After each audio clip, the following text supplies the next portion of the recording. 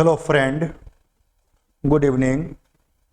मैं डॉक्टर राजीव रंजन आप सभी को लगातार मॉडर्न हिस्ट्री को क्लास ले रहा हूँ आप सभी के साथ।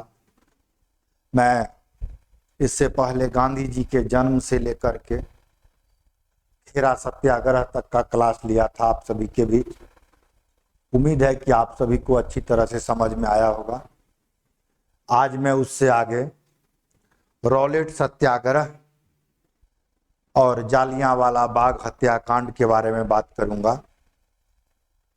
रॉलेट सत्याग्रह, जिसे रॉलेट एक्ट के नाम से भी जाना जाता है, ये रॉलेट एक्ट, जिसे काला कानून कहा जाता है, यह रॉलेट एक्ट सिडनी रॉलेट की अध्यक्षता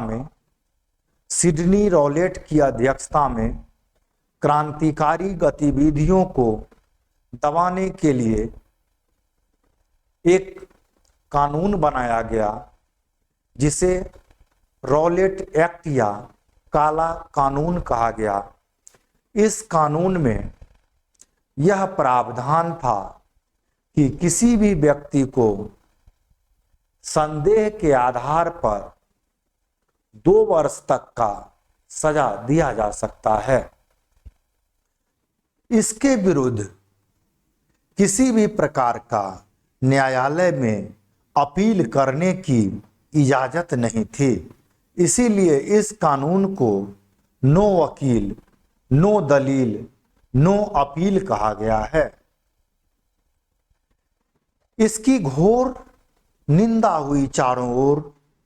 लोगों ने इसका विरोध किया। भारतीयों का कहना था कि इस कमीशन में हमारे यहाँ के भी कुछ सदस्य होनी चाहिए, भारतीय लोग भी इसमें होनी चाहिए, लेकिन एक भी भारतीय नहीं होने के कारण इसे यहाँ के लोगों ने विरोध किया। दूसरा, इस नियम में नो वकील, नो दलील, नो अपील का प्रावधान था, इसलिए भी लोगों ने इसका विरोध किया। तो आइए मैं पीपीटी के माध्यम से आप सभी को बारी बारी से इसके संबंध में बताता हूं। 1917 में सिडनी रॉलेट की अध्यक्षता में एक आयोग बना, जिसका उद्देश्य राष्ट्रीय और क्रांतिकारी गतिविधियों को रोकना था। रॉलेट कमिटी 1919 में पेश किया गया। युद्धकालीन प्रतिबंध को जारी रखने का फैसला किया गया और एक अधिनियम बना, जिसे रॉलेट अधिनियम कहा गया। इस एक्ट के द्वारा किसी भी व्यक्ति को संदेह के आधार पर गिरफ्तार करने का प्रावधान बनाया गया। इस अधिनियम की मुख्य बातें, तो इस अधिनियम की जो मुख्य बातें थी, यह मुख्य बातें थी: कोई अपील नहीं, कोई वकील नहीं, कोई दलील नहीं, अर्थात नो वकील, नो दलील, नो अपील, नो वकील, नो दलील, नो अपील। मदन मोहन मालवीय और मोहम्मद अली जिन्ना ने इस एक्ट के विरोध में केंद्रीय व्यवस्थापिका सभा से त्याग पत्र दे दिया, किंतु इन संवैधानिक प्रतिरोधों का कोई असर नहीं हुआ। एग्जाम में आएगा कि किसने व्यवस्थापिका सभा से त्याग पत्र दे दिया रॉलेट एक्ट के विरोध में। तो ये विरोध में त्याग पत्र देने वाले थे मदन मोहन मालवीय और मोहम्मद अली जिन्ना। मदन मोहन मालवीय और मोहम्मद अली जिन्ना। एक्ट के खिलाफ गांधी जी ने सत्याग्रह किया, जो रॉलेट सत्याग्रह के नाम से चर्चित है। इसके अंतर्गत देशव्यापी हड़ताल और प्रार्थना सभाएं पूरे देश में आयोजित की गई। गांधी जी ने अखिल भारतीय सत्याग्रह की तिथि 6 अप्रैल 1919 को रखा था। यह प्रारंभ में 30 मार्च 1919 था, जिसे बढ़ाकर 6 अप्रैल 1919 किया गया। 6 अप्रैल 1919 किया गया।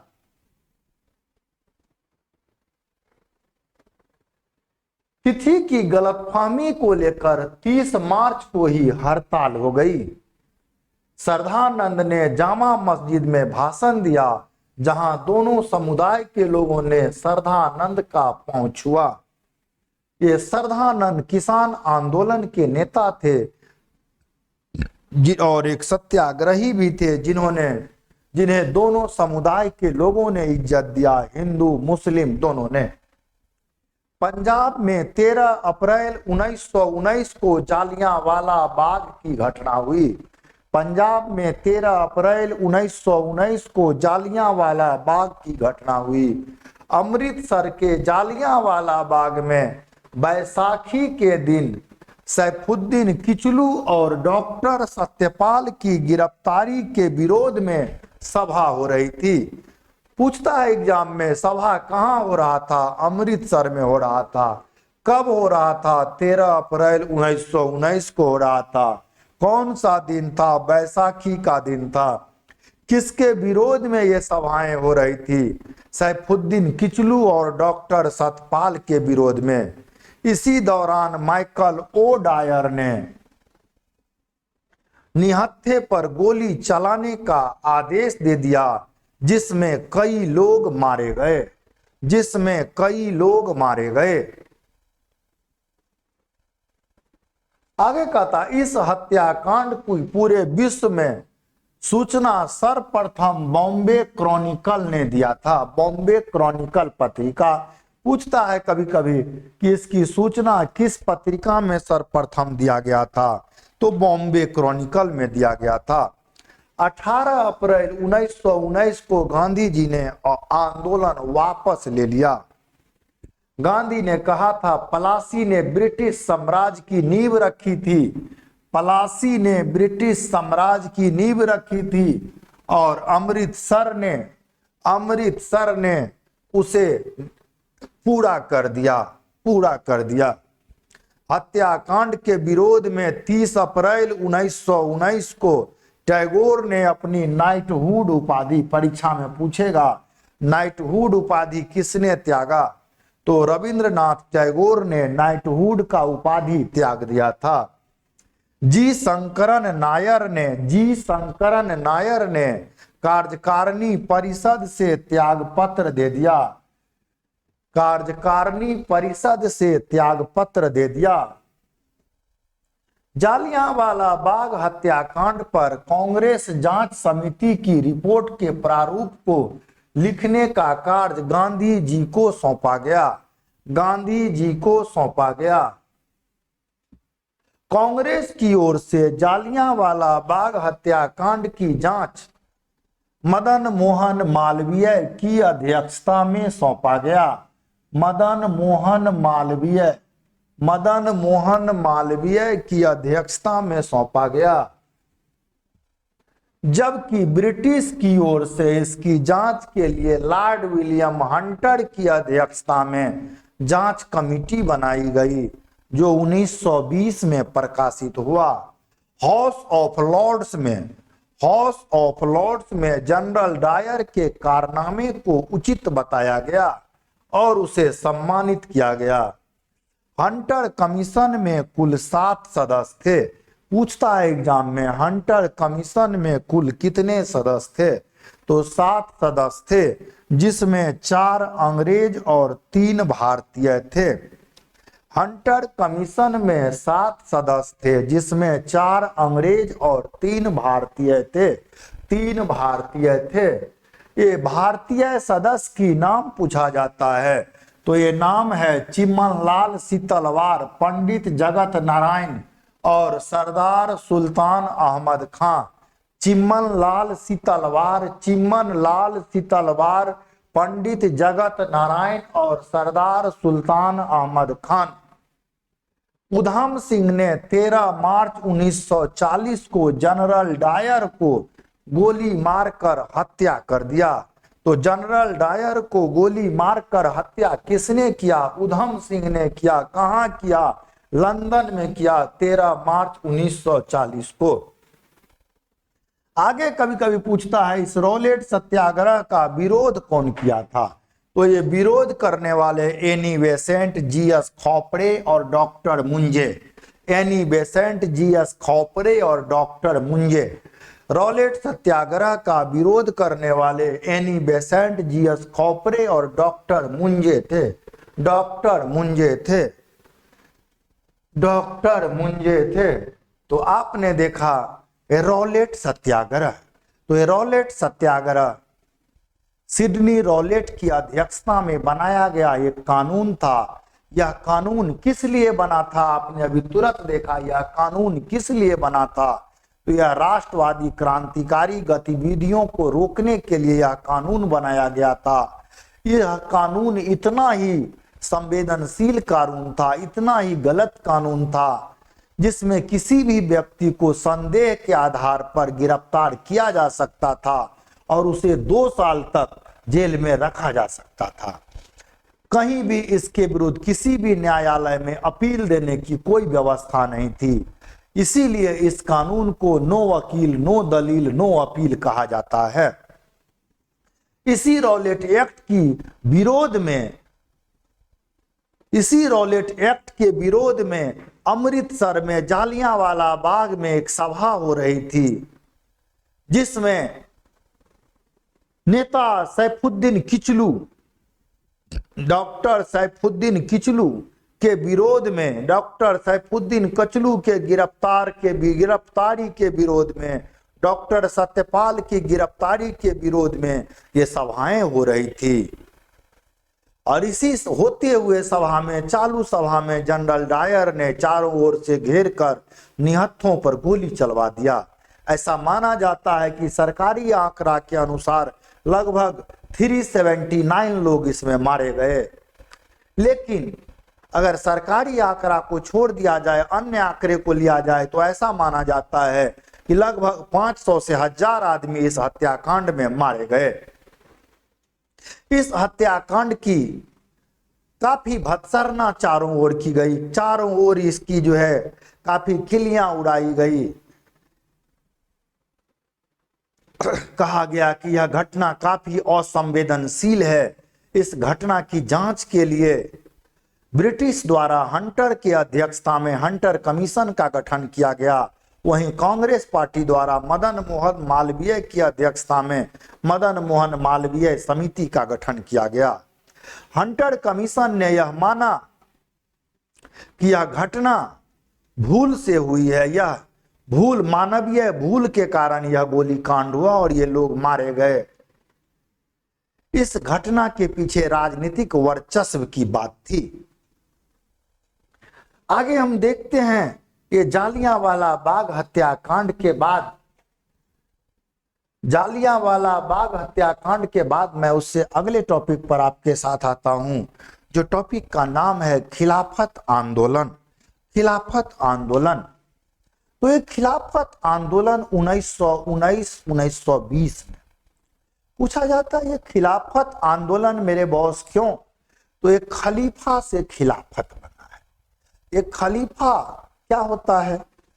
तो पूरे विश्व के मुसलमान भाइयों का एक आदर्श व्यक्ति, एक आदर्श धर्म गुरु खलीफा कहलाता है। पूरे विश्व के मुसलमानों का आदर्श धर्म गुरु खलीफा कहलाता है। ये धर्म गुरु इस समय टर्की में रहते थे, तुर्की में रहते थे। ये धर्म गुरु जिस पद पर थे उन्हें खलीफा कहा जाता था। इस पद को खलीफा कहा जाता था। ब्रिटिश सरकार ने यह मन बना लिया कि यह खलीफा के पद को ही समाप्त कर दिया जाए। लेकिन प्रथम विश्व युद्ध के दौरान इन्होंने भारतीय मुस्लिमों से वादा किया था कि मैं भारतीय मुसलमानों का कभी भी अहित नहीं करूंगा। तो इस मुद्दे पर भारतीय मुसलमानों ने कहा कि आप जो खलीफा का पद समाप्त करना चाहते हैं, यह खलीफा का पद मेरे यहाँ से भी जुड़ा हुआ है, भारत के मुसलमानों से भी जुड़ा रहा है। जिस तरह से खलीफा का पद पूरे विश्व के मुसलमानों से जुड़ा हुआ है, उस तरह से भारतीय मुसलमानों से भी जुड़ा हुआ है। इसीलिए प्लीज इस खलीफा के पद को समाप्त न किया जाए। लेकिन ब्रिटिश सरकार ने किसी प्रकार का इनके विचार पर ध्यान नहीं दिया। परिणाम स्वरूप भारत में भी खलीफा के पद को बचाने के लिए जो आंदोलन शुरू हुआ उसे खिलाफत आंदोलन कहा गया। यानी तुर्की के खलीफा के पद को बचाने के लिए जो आंदोलन शुरू किया गया उसे खिलाफत आंदोलन कहा जाता है। तुर्की के खलीफा के पद को बचाने के लिए जो आंदोलन शुरू किया गया उसे खिलाफत आंदोलन कहा जाता है। ये तुर्की के खलीफा के पद को कौन समाप्त करना चाह रहा था? ब्रिटिश समाप्त करना चाह रही थी। इस खिलाफत आंदोलन के मुख्य नेता अली बंधु थे। अली बंधु थे जो जिनका मुख्य इसमें भूमिका थी मोहम्मद अली और शौकत अली। मोहम्मद अली और शौकत अली, मोहम्मद अली और शौकत अली। तो एक खिलाफत आंदोलन की शुरुआत पूरे विश्व के मुसलमानों में हुआ। उसका असर भारत पर भी पड़ा और भारत के मुसलमानों ने भी खिलाफत आंदोलन को आरंभ किया। जब भारत में खिलाफत आंदोलन की शुरुआत हुई तो यहां गांधी जी ने इस आंदोलन में अपना मौका तलाशना शुरू किया, अपने जमीन को तलाशना शुरू किया, क्योंकि अभी तक गांधी जी के जो अनुयायी थे उसमें अधिकांश अनुयायी हिंदू ही थे। इनकी पैठ मुसलमानों में नहीं बनी थी। इसीलिए इन्होंने मुसलमानों में अपना वर्चस्व बनाने के लिए, अपनी पैठ बनाने के लिए, अपनी अनुयायी बढ़ाने के लिए खिलाफत आंदोलन में सहयोग देने का मन बना लिया। इन्होंने हिंदू लोगों से भी आग्रह किया, उन्हें भी समझाने का काम किया कि आप लोग भी खिलाफत आंदोलन में साथ दें, क्योंकि यह खिलाफत आंदोलन सिर्फ यह न समझें कि यह मुसलमानों के लिए है, यह हिंदू मुस्लिम दोनों के लिए है, क्योंकि यह आंदोलन ब्रिटिश के खिलाफ हो रहा है और हम सभी भी ब्रिटिश के खिलाफ हैं। इसीलिए हिंदू मुस्लिम दोनों को खिलाफत आंदोलन में साथ देना चाहिए। यानी इस आपदा को इन्होंने अवसर माना, इस खिलाफत आंदोलन की आपदा को इन्होंने अवसर मानकर हिंदू मुस्लिम एकता की मिसाल पेश करने का प्रयास किया और इसमें बहुत सारे हिंदुओं ने भी खिलाफत आंदोलन में साथ दिया। परिणाम स्वरूप एक बार फिर से हिंदू मुस्लिम एकता जुड़ती हुई नजर आई। आइए मैं इसे पॉइंट बाय पॉइंट इसे मैं पीपीटी के माध्यम से आप सभी को बताता हूं। खिलाफत आंदोलन 1919-20। कारण तुर्की का खलीफा विश्व के मुसलमान का धर्म गुरु था, इसीलिए भारतीय मुसलमान भी भावनात्मक और धार्मिक रूप से उसके साथ जुड़े हुए थे। क्योंकि प्रथम विश्व युद्ध में तुर्की ने जर्मनी के साथ मिलकर मित्र राष्ट्रों के विरुद्ध युद्ध किया था। अतः जब 1918 में युद्ध में मित्र राष्ट्र की विजय हुई तो ब्रिटेन ने तुर्की के खिलाफ प्रतिबंधात्मक रुख अपना लिया और खलीफा की शक्ति नियंत्रित करने का प्रयास किया। अतः भारत में इसे लेकर तीखी प्रतिक्रिया हुई और भारतीय मुसलमानों ने अंग्रेजी हुकूमत के खिलाफ खिलाफत आंदोलन छेड़ दिया। 1919 में अखिल भारतीय खिलाफत कमेटी का गठन हुआ। पूछता है अखिल भारतीय खिलाफत कमेटी का गठन कब हुआ? 1919 में अखिल भारतीय खिलाफत कमेटी का गठन हुआ, जिसमें मौलाना हसन, अब्दुल बारी, हकीम अजमल खां, मौलाना आजाद, अली बंधु जैसे प्रमुख नेता थे। नवंबर 1919 में दिल्ली में हुए अखिल भारतीय खिलाफत कांग्रेस की अध्यक्षता गांधी जी ने किया था। अखिल भारतीय खिलाफत की अध्यक्षता गांधी जी ने किया। उन्होंने सरकार से खलीफा के साथ न्याय करने की मांग की। एग्जाम में पूछेगा, ऐसा नहीं होगा तो वे सरकार के साथ असहयोग करेंगे। देखिए गांधी ने असहयोग की पृष्ठभूमि बनाना तैयार कर। पूछता है अखिल भारतीय खिलाफत कांग्रेस के अध्यक्ष कौन थे? गांधी जी। जून 1920 में केंद्रीय खिलाफत समिति की बैठक में सरकार के साथ असहयोग चलाने का फैसला किया गया और 1 अगस्त 1920 को असहयोग आंदोलन आरंभ कर दिया गया। असहयोग यानी ब्रिटिश को सहयोग नहीं करना। असहयोग यानी ब्रिटिश को सहयोग नहीं करना। ब्रिटिश के किसी भी कार्य में, चाहे आप ब्रिटिश के कर्मचारी हों, ब्रिटिश के अधिकारी हों या ब्रिटिश के गैर कर्मचारी हैं, प्राइवेट हैं, गवर्नमेंट हैं, या ब्रिटिश के विद्यालय में पढ़ते हैं, ब्रिटिश के यहाँ किसी प्रकार का कार्य करते हैं, ब्रिटिश को किसी प्रकार का सहयोग करते हैं, हर प्रकार से उनका असहयोग करना ही असहयोग आंदोलन का मुख्य उद्देश्य था। इतना ही नहीं, इन्होंने यह भी कहा कि सारे ब्रिटिश सामान को, सारे ब्रिटिश कार्य को असहयोग करो और अपना कार्य शुरू करो। यानी ब्रिटिश विद्यालय का ब्रिटिश विद्यालय में नहीं पढ़ो, ब्रिटिश कॉलेज में नहीं पढ़ो, और उसके स्थान पर अपने देश का कॉलेज बनाओ, अपने देश का विद्यालय बनाओ और उसमें आप अध्ययन करो। जैसे आप नाम सुने होंगे, गुजरात विद्यापीठ, काशी विद्यापीठ, देवघर विद्यापीठ, इस ढंग से ढेर सारे हमारे देश में अपने अपने विद्यापीठ बने और उसमें बच्चों ने पढ़ना शुरू किया। इसमें ढेर सारे रचनात्मक कार्यक्रम भी किए गए, जिसके आधार पर आगे बढ़ने का हमारा प्लेटफॉर्म तैयार हुआ। जिस दिन 1 अगस्त 1920 को असहयोग आंदोलन की शुरुआत हुई, अफसोस इसी दिन हमारे बाल गंगाधर तिलक की मृत्यु हो गई। तो पूछता है, जिस दिन आंदोलन की शुरुआत हुई उस दिन किस महान नेता की मृत्यु हो गई थी? बाल गंगाधर तिलक की। तो बाल गंगाधर तिलक की मृत्यु कब हुई? 1 अगस्त 1920 को। असहयोग आंदोलन की शुरुआत कब हुई? 1 अगस्त 1920 को। इन्हीं तिलक की मृत्यु के बाद आंदोलन को चलाने के लिए एक फंड बनाया गया, जो तिलक के याद में इसका नाम ही रखा गया तिलक फंड।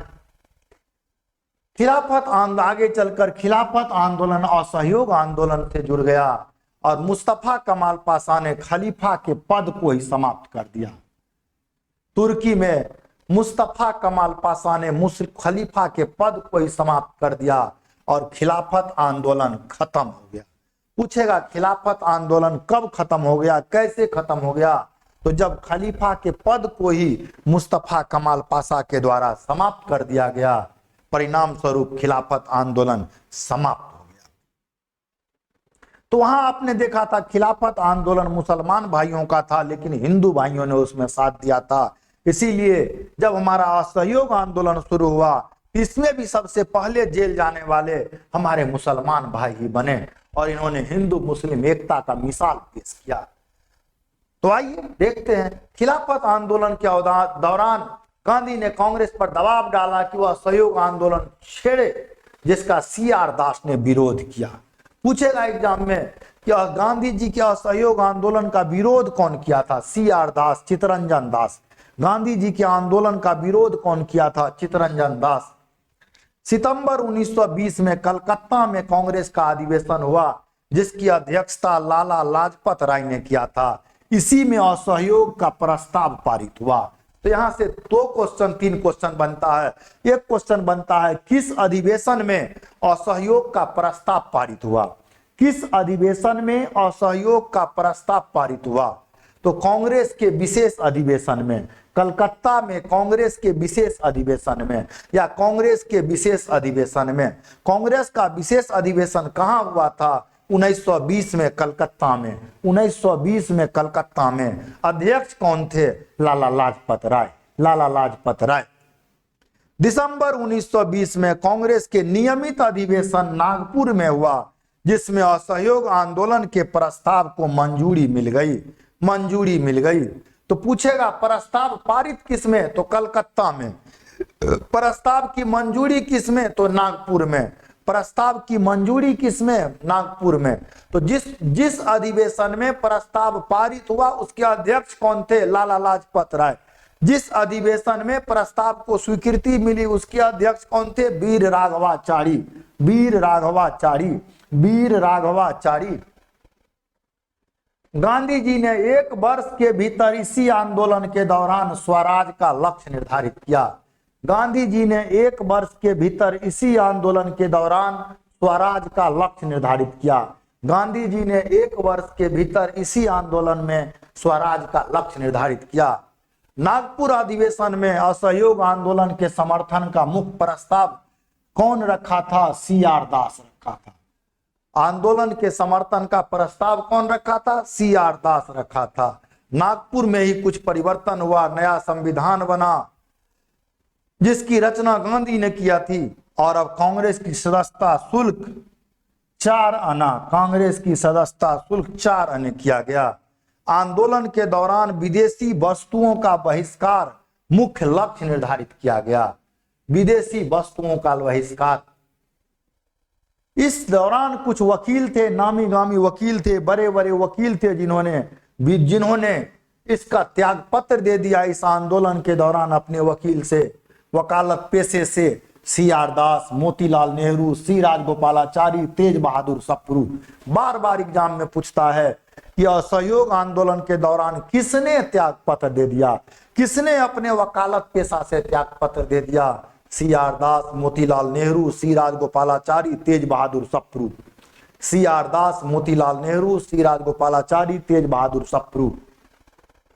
वीरेंद्र नाथ ससमाल के नेतृत्व में यूनियन बोर्ड आंदोलन चलाया गया। शैक्षणिक संस्थाओं का बहिष्कार किया गया। यह कार्यक्रम सबसे ज्यादा लोकप्रिय कहां था? तो बंगाल में था। पूछता है शैक्षणिक संस्थान का बहिष्कार सबसे ज्यादा लोकप्रिय कहां हुआ? तो बंगाल में हुआ। विदेशी कपड़ों का बहिष्कार का कार्यक्रम सबसे ज्यादा सफल रहा। विदेशी कपड़ों की होली जलाई गई। विदेशी कपड़ों की होली जलाई गई। तारी और शराब की दुकान पर धरना दिया गया। तारी, और वो भी किसके द्वारा? महिलाओं के द्वारा। पूछता है वह आंदोलन जिसमें अधिक से अधिक महिलाओं ने भाग लिया था, यही असहयोग आंदोलन था। इसमें तारी और शराब की दुकान पर महिलाओं ने भाग लिया था, लेकिन यह कार्यक्रम का हिस्सा नहीं था। फिर भी महिलाओं ने इस पर धरना देने का कार्यक्रम किया। इससे सरकार को बहुत नुकसान हुआ। तिलक स्वराज फंड बनाया गया, जिसमें 1 करोड़ रुपया एकत्रित करने का कार्यक्रम हुआ। 1 करोड़ रुपया। 1921 में बंबई में प्रिंस ऑफ वेल्स का आगमन हुआ।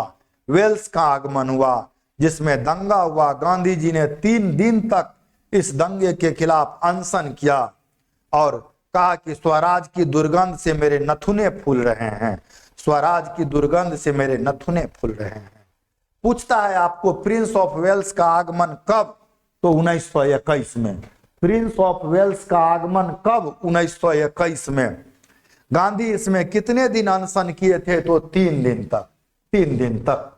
इसी दौरान 5 फरवरी 1922 को भगवान अहीर के नेतृत्व में 5 फरवरी 1922 को भगवान अहीर के नेतृत्व में चौरी चौड़ा कांड हुआ। आंदोलनकारियों ने पुलिस थाना को ही जला दिया। पुलिस थाना को जला दिया अहीर के नेतृत्व में। अंततः 12 फरवरी 1922 को बारदोली प्रस्ताव के तहत गांधी ने आंदोलन को वापस ले लिया और इसे हिमालय जैसी बड़ी भूल कहा। एग्जाम में पूछता है कितना तारीख को चौरी चौड़ा कांड हुआ? 5 फरवरी 1922। किस कारण असहयोग आंदोलन स्थगित करना पड़ा? चौरी चौड़ा कांड के कारण। ये असहयोग आंदोलन वापस कितने तारीख को लिया गया? 12 फरवरी 1922 को। यह असहयोग आंदोलन किस प्रस्ताव के तहत वापस लिया गया? बारदोली प्रस्ताव के तहत लिया गया। इस चौरा चौरी घटना को गांधी ने क्या कहा था? हिमालय जैसी बड़ी भूल बताया था। बाल गंगाधर तिलक ऐसे नेता थे जो असहयोग आंदोलन में भाग लिए थे। हमने अभी आपके साथ असहयोग आंदोलन की बात किया, तो आपने देखा कि अभी मैंने आपके साथ सबसे पहले रॉलेट सत्याग्रह का बात किया। हमने आपके साथ सबसे पहले रॉलेट सत्याग्रह का बात किया। रॉलेट सत्याग्रह के बाद हमने आपके साथ जालियांवाला बाग नरसंहार का बात किया। रॉलेट सत्याग्रह के बाद हमने जालियांवाला बाग नरसंहार का बात किया। जालियांवाला बाग घटना के बाद हमने आपके साथ खिलाफत आंदोलन का बात किया। खिलाफत आंदोलन का बात किया और खिलाफत आंदोलन के बाद हमने असहयोग आंदोलन का बात किया। खिलाफत आंदोलन के बाद हमने आपके साथ असहयोग आंदोलन का बात किया। तो आइए आज हम आपके साथ यहीं तक हैं। फिर अगले वीडियो में मैं इसके बाद आगे असहयोग आंदोलन के बाद की घटना पर आपके साथ